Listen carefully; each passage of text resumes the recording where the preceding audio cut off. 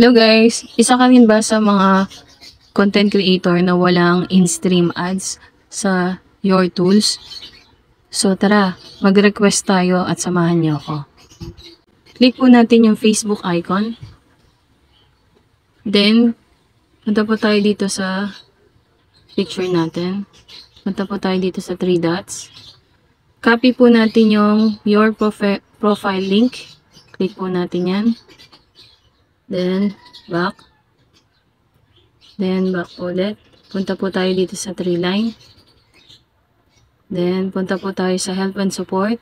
Support inbox. Your alerts. I-screenshot po natin yan. And then, punta po tayo dito sa professional dashboard. Monetization. Then, i-screenshot din po natin ito. Pagkatapos po nating i-screenshot, balik po tayo. Punta po tayo dito sa help and support. Then, report a problem. Then, continue to report a problem. Include in the report. Then, pili po tayo kung ano po yung Facebook na i-report po natin na walang in-stream ads. Ito po yung page at ito po yung profile. Sa akin po, wala po akong in-stream ads sa profile. So, profile po tayo. Then, X po natin ito. Dito po sa describe the issue, ito po ang ilalagay natin. Dear Facebook team, I am writing to you regarding my in-stream ads.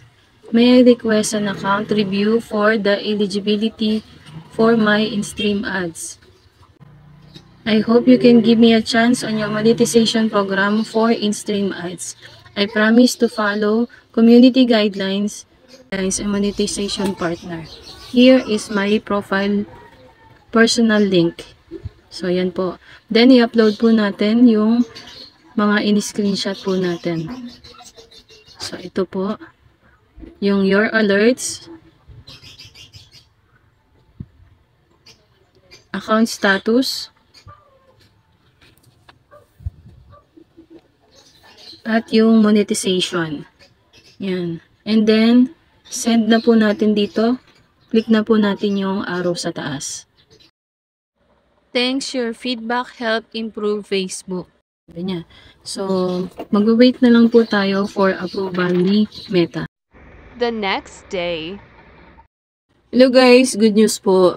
Pinagbigyan na po tayo ni Meta ng in-stream ads. Kahapon pa lang po tayo nag-request para sa in-stream ads monetization. Ngayon, paggising ko po ngayong umaga, nag-check po ako ngayong 10 o'clock.